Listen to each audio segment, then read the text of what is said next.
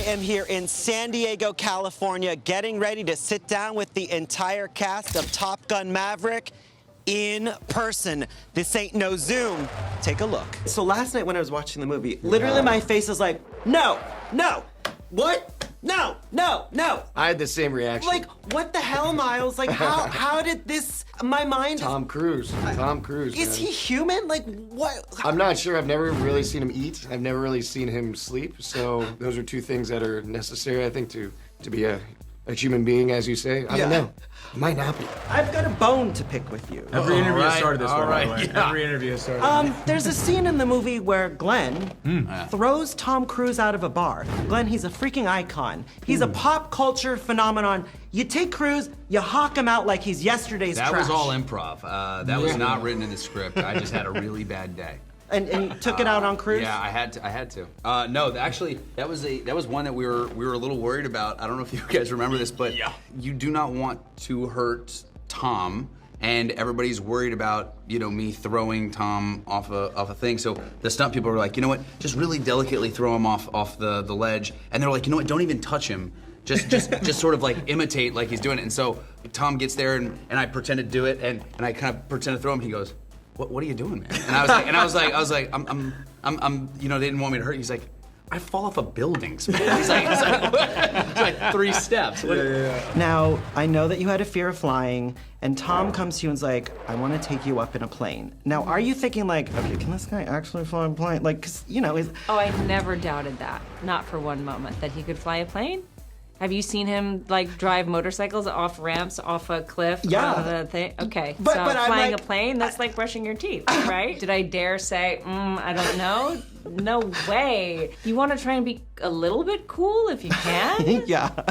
You're not going to say, oh, actually, I'm a little scared of flying. So you say, oh yeah, great. Yeah, totally, I'm down. Let's go. Okay, Jay, now I understand that an insecure fan smacked you. Yes. Will- Called off and just... Yeah. Wait, did you guys not know January. that? No. Yeah. Yeah, I was at the airport in Salt Lake City. For being too hot and smoldering and cool? Well, Lou, I appreciate that, but that's not what it was about. So they were unhappy with your character, and they smacked him. Yes. Will anyone be smacking you after Top Gun? Is there anything your character, do you want to release a statement beforehand just to let people know? No. Hopefully we'll just be smacking high fives after Top Gun comes out. Hopefully that's all it is. It's just a lot of high five smacking. We're gonna have to talk about frolicking shirtless on a beach with water, with, playing football. Did you have a moment where you're like, how is this my life? Getting paid to do it? I mean, yeah, I was sitting there like, this is better than Chippendales. And I was about to go into stripping at one point. I said, this is better. This is better. Yeah. No, let me. Wait. So frolicking shirtless with Tom Cruise is better than stripping. Is that what you're saying? That is exactly what I'm saying. Okay, Yeah. okay. He's got his soundbite. He got the soundbite. Okay, this is what I'm curious about, because I read that 15-year-old John in Missouri loved Top Gun. Yes. So if you were going to talk to that, I'm going to go Barbara Walters on your ass right now. If you were going to talk to that 15-year-old John Hamm, what would you say? Like, would his mind be blown away? 100%. I think, his mind would be blown away by pretty much my whole life at this point. But this experience in particular I'm blown away by it. 50-year-old John is blown away by it, not to mention 15-year-old. So, part of this experience is obviously so wrapped up in nostalgia. And what I think the filmmakers did, and I think why the movie is resonating so well with so many people, is that they leaned into not only the nostalgia of it, but really continuing the storyline and what happens as you get older. What changes in your definition of responsibility and duty and respect and work and ambition and all of those things. How does that change? How do you deal with loss? How do you deal, you make different decisions when you're 25 years old than you do when you're in your 50s. And I think that's what's really exciting about seeing Maverick, go through that journey. You know, a lot of people, they name their cars, they name their planes, they name their boats. Have you ever named a vehicle of yours? A car, plane, boat? You know, I haven't. I don't have a boat. Okay. I've never had a boat. Not yet? Not yet. You know, fingers crossed. But, you know, never say never. I've had quite a few cars. I've never given them names. And I've had a few bicycles. I've never given them names. But yeah, I'm more of a four wheels on the ground.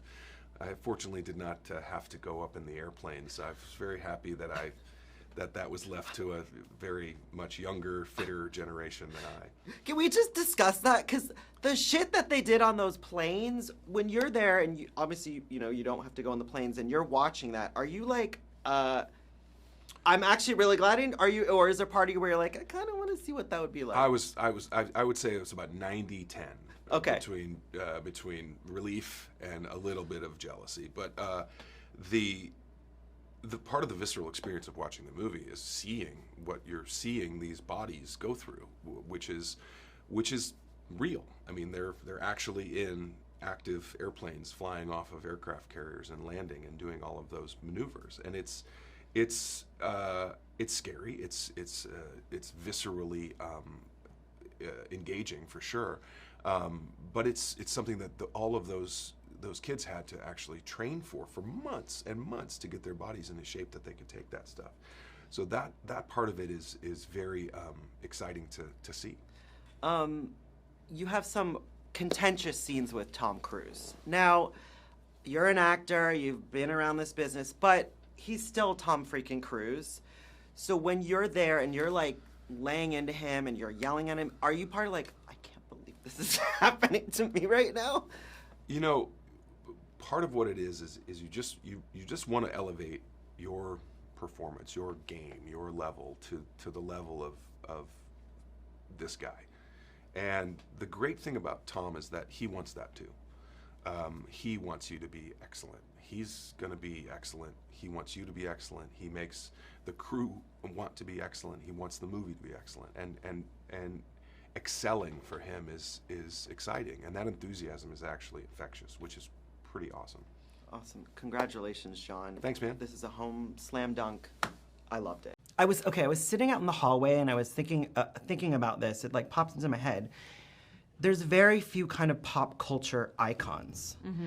You have worked with some of them, but I'm curious to know if there's any similarities between these icons. And the two that I'm gonna pick are David Bowie, mm-hmm. which I have no words that you got to be in a movie with David Bowie. I know. That was pretty special. I mean, but how would you compare Bowie to Cruise? Like, what are some of the similarities that those icons have? That's so difficult because also I was so young when I worked with David Bowie, so everything was through the lens of a 14-year-old at that time. So difficult. David Bowie was a legend, and I was always a fan of his and became so much more a fan of his after working with him, just because of the way he was on set. And maybe I feel the same way about Tom, you know, like he is a legend. He is extraordinary. And he was so generous with me and so kind, and I had so much admiration for the way that he works, you know. He's just so passionate about making movies, so committed to his fans, so you can just feel his desire. I felt like I could feel his desire to make the most of every opportunity and just come through for them in every moment. Obviously, the first one took place in the 80s. Is there anything from the 80s that you would like to see make a comeback? Definitely not my catsuit. Yeah, come on. And my fringe jacket. Yeah, that I was really attached to.